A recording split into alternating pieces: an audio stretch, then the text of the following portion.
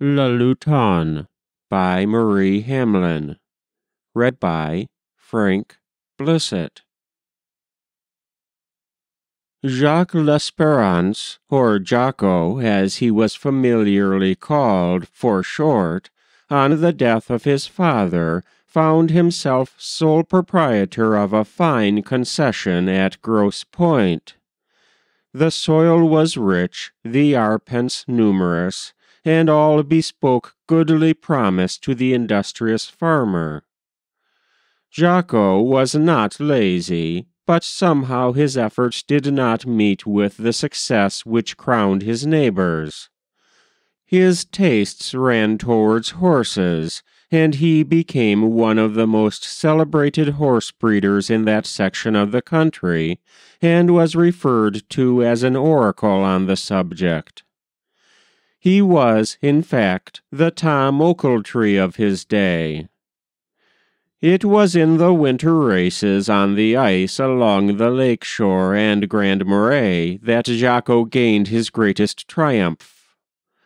Perched on the high seat of his carryall, well protected from the rude blasts by his Indian blanket coat with its deep black stripe, the hood of which was drawn tightly over his head, a wide red sash encircling his waist, his hands covered with moleskin gloves, his ringing voice could be heard loud above the others as he urged his little Canadian pony on.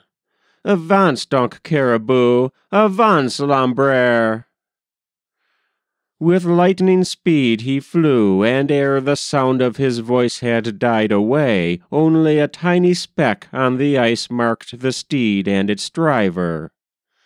Arriving at the hotel of the Grand Marais, under the genial influence of the liqueur de pêche and the subtle incense of flattery, in his enthusiasm he would claim for his pony a speed which even in these days of St. Julien and Maud S., with their unprecedented records, would be considered marvelous.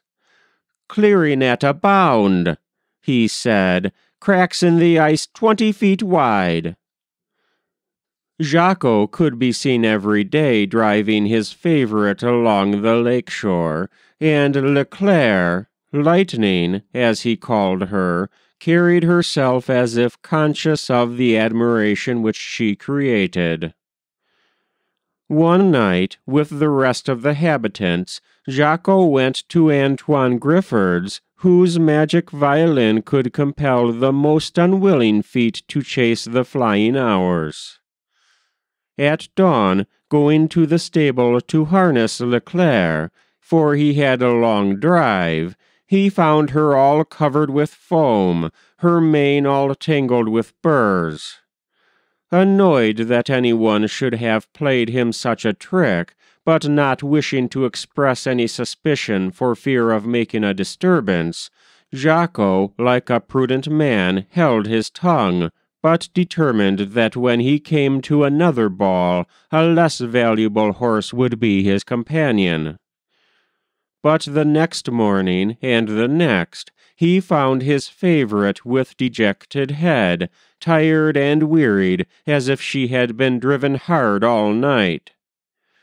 He put a padlock on his barn door, strewed ashes about to discover the footsteps, yet to his great amazement he found Leclerc in the same lamentable plight, the padlock intact, and no impression on the ashes.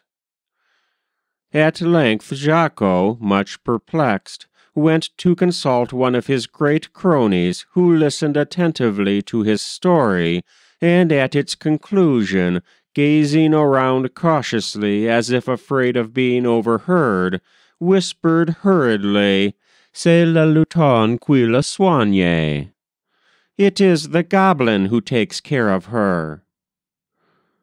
Le Lutin was a dreaded monster which had haunted the point many years before, and was supposed, when for some reason he took a dislike to an habitant, to tantalize him by riding his finest horses by night.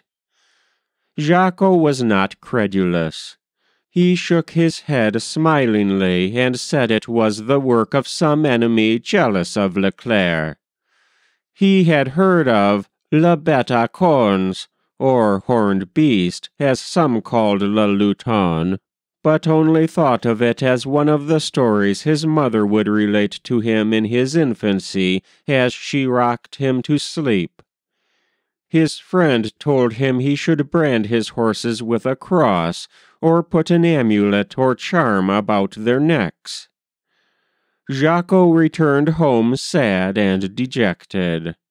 He had not met with the counsel he wished, and determined to find out for himself who this enemy was. One bright moonlight night, he stationed himself at his window where he could command a good view of his barn without being seen himself, and armed with his trusty rifle, waited for his foe. Not a sound disturbed the night air save the low murmuring of the waters against the beach, the lone cry of the whippoorwill, or the occasional plash of some restless bullfrog. All nature seemed to slumber. Suddenly, a sound like the troubled neighing of a horse fell on his strained ear, and keeping his eyes on the barn doors, he saw them noiselessly open, and his favorite Leclerc, trembling like a leaf, fly out. On her back was a fearful apparition. Jacques was no coward, but he felt his courage oozing out at his knees, cold chills chasing each other down his back, and great beads of perspiration standing on his forehead. The monster resembled a baboon with a horned head, a skin of bristling black hair, brilliant, restless eyes, and a devilish leer on its face. It clutched with one hand Leclerc's mane, and with the other belabored her with a stick of the thorn bush, for the fiend rode without saddle or bridle. Jacques recognized in an instant that his rifle was powerless against such a foe, and like a bright inspiration came to him the old mode used to exorcise a demon. He seized the holy water font, one of which hung at the head of every good habitant's bed, and threw it and its contents down upon the monster as he passed beneath the window. A demoniacal shriek rent the air, the horse snorted, reared, and notwithstanding the efforts of the fiend, plunged into the chilly waters of the lake. Jacques rushed in pursuit, but when he arrived at the beach, only the circling eddies marked the spot where the affrighted animal and its fiendish rider had disappeared. Firing his rifle to waken his neighbors, who, unaccustomed to such signals, rushed to find out what was the matter, Jacques related his adventure. His disordered appearance, the absence of the horse, the broken fragments of the holy water font, and the thorn bush stick dropped by the goblin, confirmed his tale. Like a judicious man, he marked all his horses thereafter with a cross, fearing the return of le Lutin. And to this day, the Grosse Pointe habitants retain this custom, and whenever in the early morn on going to the barn they find a favorite horse reeking with sweat and foam, and with mane all tangled as if by the claws of a beast, they shake their heads mysteriously, and say that it is le Lutin come again. That was Le Lutin by Marie Hamiln. Read by Frank Blissett.